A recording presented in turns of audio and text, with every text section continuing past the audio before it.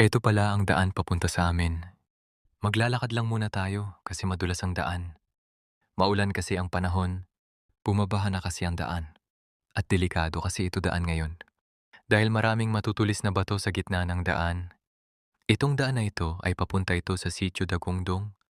Wala pa kasi kuryente dito kaya madilim ito kapag gabi. Maraming puno ng nyug dito at marami ding punong kahoy sa gilid ng daan. Kaya malamig dito lalo't na kapag maulan ang panahon. Hindi pa kasi naayos ang daan na ito kasi wala pang pondo.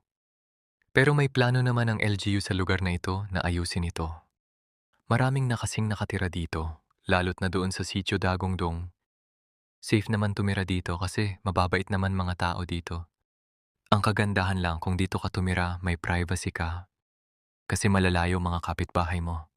At saka fresh ang hangin dito. Kahit malayo dito at delikado ang daan. Marami pa rin ang naninirahan dito lalo't na sa Sitio Dagongdong. Dito na po nagtatapos ang munting kwento sa daan na ito. Maraming salamat po. Please like and share.